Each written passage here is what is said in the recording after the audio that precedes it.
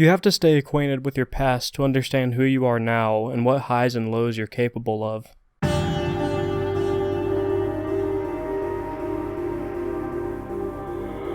We all like to think that we have past selves, strangers who inhabited our bodies and did things that make us sick when looking back on them today. We like to pretend that these intruders are just that, strangers, but in reality, every awful thing you've said and done in the past is just as much a part of you as the thoughts going through your head as you hear these words. The hardest part of prolonged sentience is coming to terms with that fact. The fact that no matter how much we grow, we never truly change. Sure, we may look like we've changed, but we're simply under different circumstances than we were in the past, whether those circumstances come from the ever-changing chemistry of our brains, or the ever-changing chemistry of our environment. Were we to revert back to the exact same conditions we were in when making past mistakes, down to the exact knowledge, memories, feelings, and thoughts we had at the time, we'd make those mistakes all over again. I'll bear my mistakes here so that hopefully you can too. I've cheated on someone I loved, I've told lies to myself and to others, I've made fun of helpless peers both behind their backs and to their faces, and much, much more. I'd like for you to reflect on your past mistakes too, so that we can share our torment over the course of this video.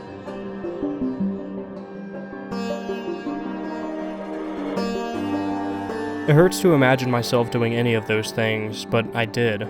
It's pure torment, because I can't say that that was me, that is me, or at least a part of myself that shouldn't be forgotten. Hopefully your mistakes aren't as grave as mine, but they will always be a part of who you are, because nothing can change the nature of a man. On my videos covering the seriously important games, such as this one, I like to give a verbal spoiler warning. There will be spoilers ahead for the vast majority of one of the most important works of art of all time, Planescape Torment. However, if you don't think that you'll ever play this fantastic game, firstly, you're shooting yourself in the foot, but secondly, you might still find value in this video, as its main purpose is to simplify the very real and very important life lessons that this game taught me. Planescape Torment is the most deeply troubling work of art I've ever experienced. When I think back on my mistakes, all I want is punishment. Others might forgive us, but we need to avoid ever truly forgiving ourselves. All we can do is lean into the pain and seek closure rather than self-forgiveness. I'll never truly move on, but moving on is all I can do. Those mistakes might have been the result of a cocktail of adolescent hormones, alcohol, and teenage angst, but my mind thought to do those things no differently than it thinks that they're despicable now. Whether you share with me the inability to separate yourself from your past mistakes, it's impossible to deny that the world remembers them. Whether it's the world within you or the world without you that makes the connection, every good and bad thing you've ever done is permanently tied to you. Just because you've partially forgiven yourself for the bad that you've done doesn't mean that those you've wronged will care that you regret it. We all have at least one person that thinks of us like that, and no matter how much moving on we do, gaining their forgiveness doesn't and shouldn't mean that we can forgive ourselves. You can lose everything, and I mean everything, and certain people will still curse your name. All we can do to combat this is simply try. I may apologize to someone I was a jerk to in school, I may even earn their forgiveness through constant acts of kindness and showing that I would never do those things again. But nothing I can do today will ever change how they must have felt when they were on the bad end of my mistakes. However minor the mistakes may seem in retrospect, they've left scars that will never truly go away. So again, if we can't change the self, all we can do is try to make a new name for it. A name that the people we've wronged won't curse when they hear, and one that doesn't mean evil to those we meet in future.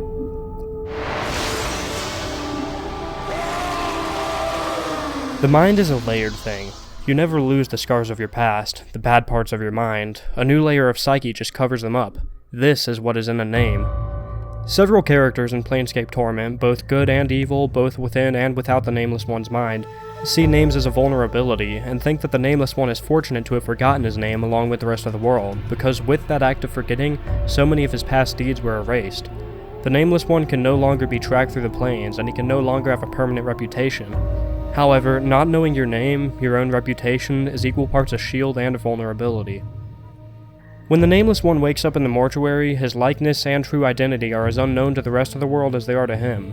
Most people have no idea who he is, a clean slate, but some remember the damage caused by the terrible person he has inside of him.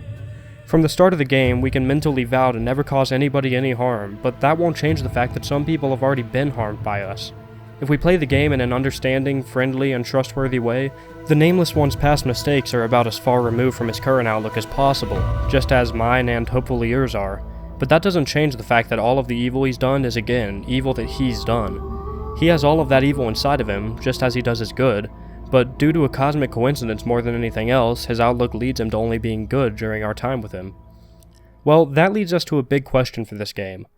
How much blame should the Nameless One take for his past mistakes? He doesn't even remember them, or the thoughts that led him to those mistakes. Well, that's where the danger comes in, and that's exactly why he should take the blame. Because the Nameless One has forgotten his mistakes, he constantly runs the risk of making them again. In fact, we even see our Nameless One make mistakes that some of his past selves wouldn't have, which lead to a ton of death and suffering, such as in Cursed, when the Nameless One was betrayed by a diva, Trias, because he forgot that the diva was a deceiver.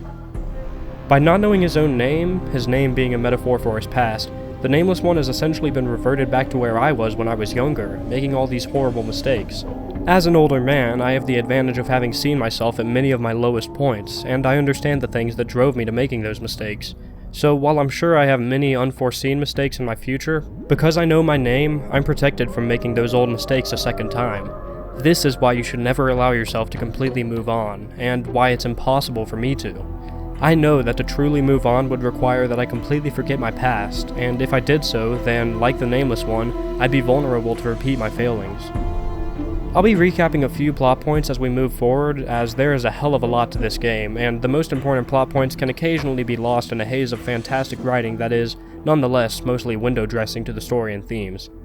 The Nameless One had his mortality separated from him, and it manifested as an ever-hungry being existing in the Fortress of Regrets in the negative material plane, and it calls itself the Transcendent One. Transcendent is essentially Nameless's id, his undying greediness for life, and desire to never cease consuming. What fuels the id is a lack of empathy, one that goes with never looking back on the past. The Transcendent One more or less lacks the ability to look back on Nameless's past, and by extension his own, with any empathy whatsoever, so we can't take an objective view of the past, only a personal one. Thusly, he's forgotten how the lives he's touched see him. He's forgotten his name. So how is the Nameless One so different from the Transcendent One? Well, it's all in what they call themselves. The Nameless One's entire journey is focused on recovering his name and coming to terms with his past self, eventually getting the punishment he so desperately wants and deserves.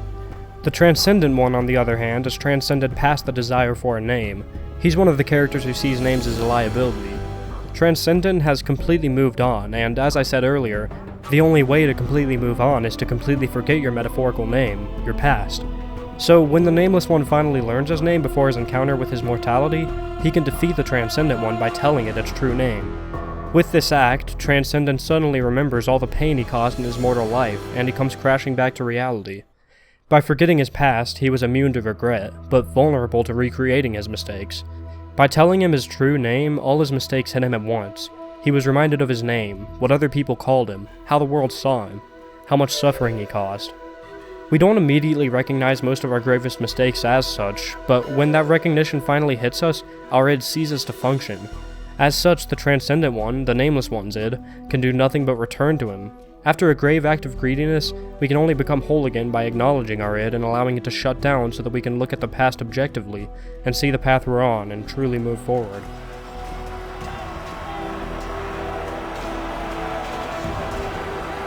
Over the course of the game, you're constantly confronted with people who the Nameless One hurt before our time with him, as well as fresh faces with new problems. How you handle these encounters is, again, up to the cosmic coincidence that is the player's intervention in Nameless's life.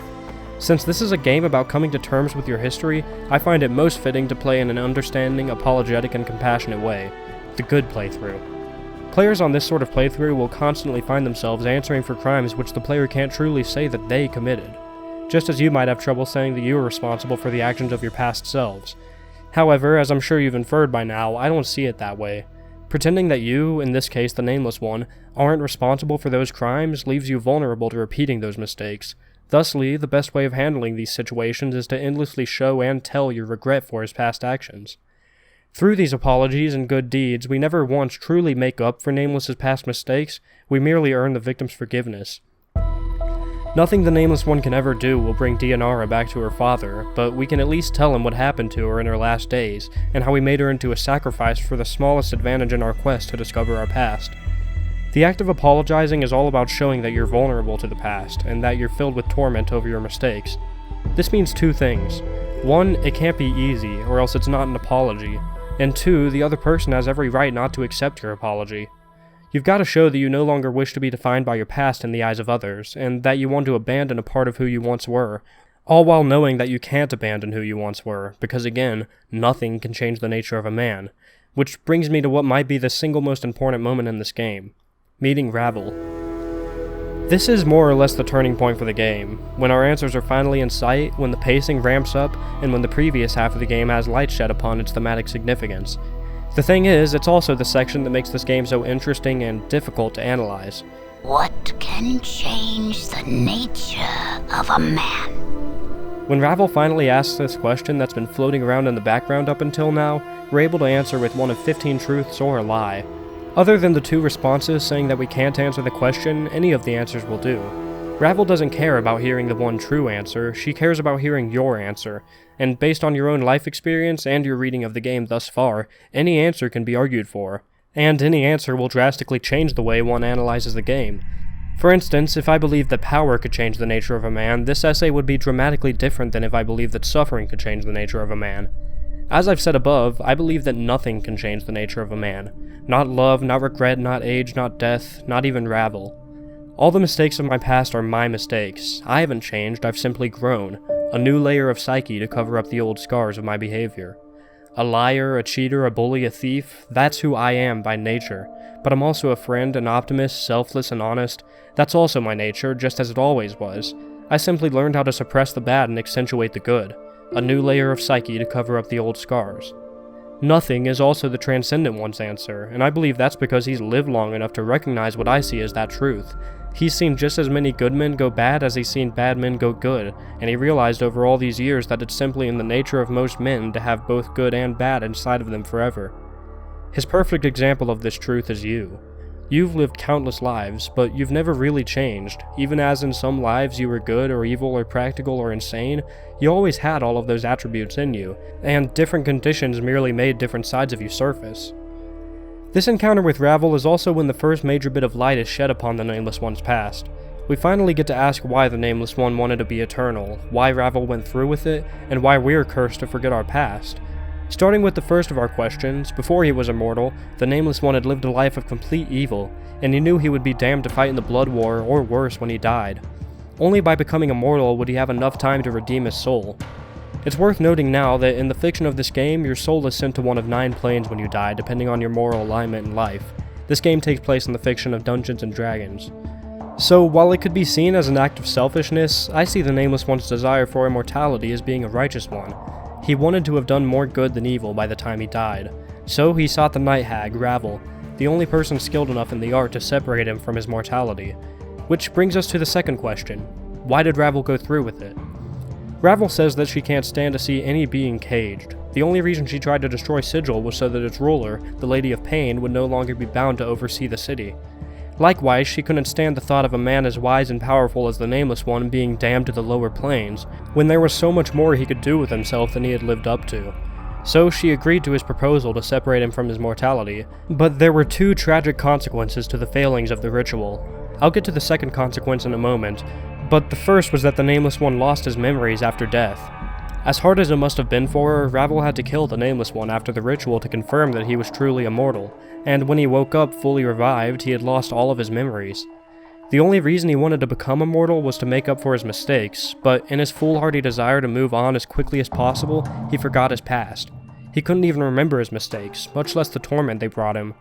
In other words, he tried so hard to move on that he made it impossible to. He forgave himself, even if it was completely unintentional, and so the bad he did could never truly be redeemed. You should always strive to move on, but you can never allow yourself to completely move on, because completely moving on puts you at risk of making the same mistakes again. Going back to the literal, every time that the Nameless One dies, he moves on from the mistakes of his previous incarnation, and with that, an innocent soul dies. As Ravel tells us, each time we're saved from death, our mortality consumes another being's soul in exchange for your continued existence. Other examples of the Nameless One's false moving on, his dying, only leading to more suffering, can be seen in his forgetfulness leading to his failure to recognize Trias, the diva, as being a deceiver, which ultimately leads to tons of suffering and death as the border town of Cursed is shifted into Carcerai, the plane of chaotic evil. One last example of complete moving on leading to more mistakes is what the Nameless One's first reincarnation did after being revived from Ravel's test killing, his memories lost. The Nameless One went right back to being evil, maybe even more so, when the goal of the whole ritual was to give him time to move on and redeem himself. He betrayed the trust of Dakon and Dianara, giving Dakon false insights into his religion to shape his psyche-dependent blade into something capable of killing a god, and tricking Dianara into loving him so that he could sacrifice her in the Fortress of Regrets, trapping her soul there so that she could merely be a set of eyes to help future incarnations reach the fortress. We even see the Nameless One offered to have his scars removed by a mage in the lower ward, which, if we go through with it, completely fails to mend the mistakes that those scars were the result of, instead further dissociating the Nameless One from his past mistakes, as you have to kill an Abishai to earn the treatment, a false moving on. In fact, there's hardly any fanfare whatsoever when your scars are treated, just a very slight XP gain and a small comment about how your appearance is improved in the journal, not even a charisma boost.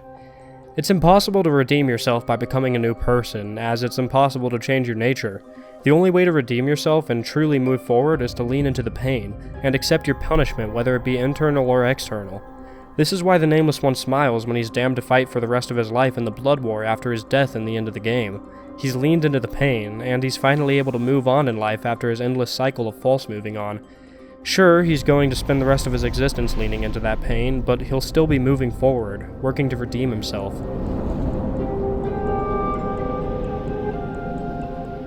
The Nameless One's torment of constantly forgetting his past attracted a lot of people with similar torments to him over the years. For one reason or another, they would vow to follow him to the grave if it came to that. Dakon, for instance, originally vowed to follow the Nameless One until his death because the Nameless One saved him from doubt by giving him false insights into his religion, in order to make him powerful enough to take on the Transcendent One. Unfortunately for Dakon, the Nameless One never revealed that he couldn't die, and so Dakon was damned to follow him until he himself died. Even if you tell Dakon he no longer has to follow you, Dakon's torment of being eternally doubtful about the religion that made him the man he is attracts him to your torment, and he chooses to follow you to the negative material plane for a second time. For him, the death that will end your cycle of torment will match the end of his own torment, in a way. The creator of the false prophecy he believed in for so long will have finally died, and he can examine his religion in a more objective way. By meeting you, he lost himself, essentially forgetting his history, just as you did. Seeing as lost history is the easiest to pinpoint attribute of the Nameless One's torment, it's the major connecting theme between him and a lot of his companions over the years. Nordum, for another example, was a member of a hyperjudicial machine race called the Modrons. They were from an outer plane called Mechanus, where all is so orderly that the sun and moon themselves are oriented by the rotation of giant gears that encapsulate the sky.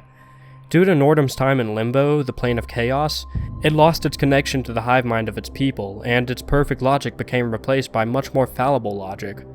When a Modron dies, it releases a sort of life energy that the entire race shares a pool of, and the Modron is essentially reincarnated, although it's nearly impossible to distinguish one from another.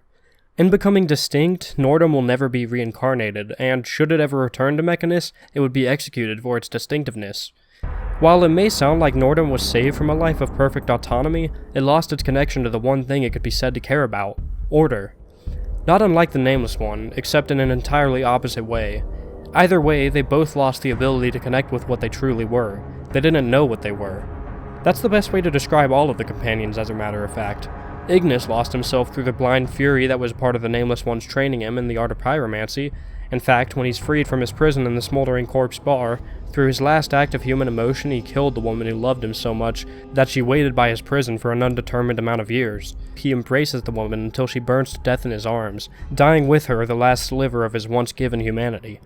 Fall from Grace is in a constant battle with the way her race, the Succubi, have historically behaved for all of history, choosing instead to be a sensate, caring only for stimulation in the form of conversation. She went as far as to create a new kind of brothel, the brothel of slating intellectual lusts, a place where men and women alike would go to have conversations as stimulating as any time in bed, with some of the most beautiful minds in the plains, and all of this just to try to forget her born nature as quickly as possible. Mort, the Skull, was a liar in his mortal life, and as punishment, upon death he was sent to the Pillar of Skulls, a mound of deceased deceivers bound to each other, babbling and lying to each other for all of eternity in some arm of Baator. Mort spent so much time amongst the hundreds of voices in the pillar that he eventually forgot the majority of his mortal life, and when the Nameless One finally pulled him out of that pillar, it was another of Mort's lies that convinced him to do so.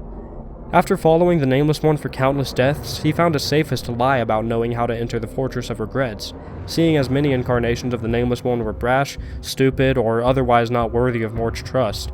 Eventually, one of Nameless's incarnations even had "Don't Trust the Skull" added to the tattoo of instructions on his back, adding yet another thing that Mort had to lie about, and putting himself in a pretty bad situation every time the Nameless One found out about it. He's bound to lie for all eternity, or at least until Nameless dies, and with that, Mort's Torment might die too, as he finally gets a chance to move on from his past and start being honest. Like the Nameless One, Mort was caught in a loop, not one of forgetting his past, but one of being forced to pretend to forget his past, or at least a part of it. Avellone was a mercy killer in life, a faction dedicated to absolute and complete justice. He was presumed dead when a criminal deceived him, faking a surrender and tricking him into a portal that led to a lost prison cell underneath Cursed. He waited and waited in that cell long past his death, just to bring justice and death to that one criminal. That criminal was the Nameless One. Avellor's soul can't find rest until at least the Nameless One is brought to justice, death. In other words, the only way Avellone can complete his mission and finally die a true death is to help the Nameless One see his journey to an end. Only by helping this criminal, who, by the rules of his faction, deserves no mercy, can he see to it that the criminal dies. He doesn't even remember who the Nameless One is, but he's so focused on his raw justice that he completely lost himself, and lost what he wanted from his justice in the first place. He's literally a suit of armor with no flesh inside. His role as a mercy killer completely consumed the man inside the iconic armor. While most companions are so focused on the future that they forget their past, Avellone is so focused on the past that he forgot himself entirely. It's fitting, then, that the practical incarnation, who was most likely true neutral, is the one who defeated Avellone through his trick of getting him stuck in the prison. His practicality and neutrality defeated a man who would become so single-mindedly focused on the past. Anna, well, there really isn't much to say about her. It's a shame that she's the second most likely companion to follow you through the game, the first being Mort, who you start with, because her torment is pretty simple. She loves the Nameless One, even though she only met him a few weeks before the ending of the game, less if you're good enough. The most I'm able to read into her torment is that her love forces her to help him on what is essentially a journey to his death, a literal suicide mission. As well written as her dialogue is, she only fits with the themes of the game a fraction as well as most of the other companions. I think that we can all relate to the struggles these companions go through to some degree. I know that over my years, the various people I've found to be my best friends were people who I shared some sort of torment with. Whether it was the torment of social ostracization, or of having similar bad qualities, every time the conversations got deep enough to warrant such topics, I found a sort of subtle connection in the pain that we silently shared.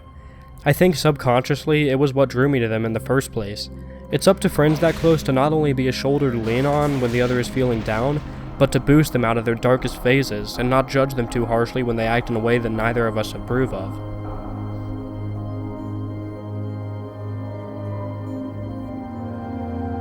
A few nights ago, I was downtown, halfway writing and halfway people watching, playing some Chet Baker over the speaker on my laptop, when a man of about 50 approached me and asked to hear a song or two. I played them for him, and he danced his heart out, playing air guitar, having the time of his life. He told me that hearing that music was the first good thing to happen to him after 13 years and 6 months of being in prison. He'd just gotten out that day. I asked him why he was in prison, and he said he had a talk with a man who raped his mom. He killed him.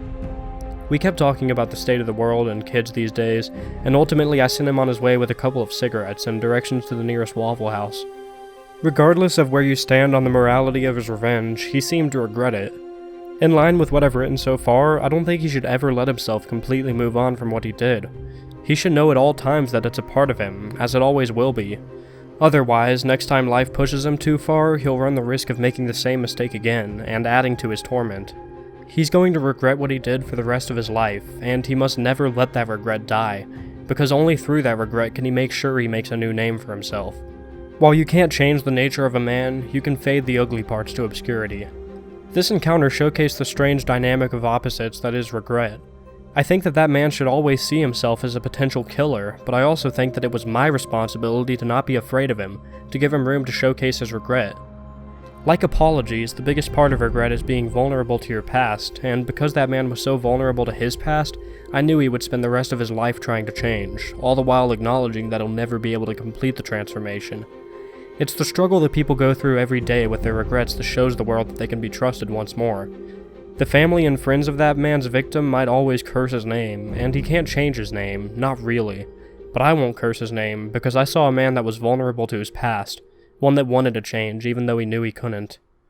You can never change your name, your nature, but you can always change what that name means to the world.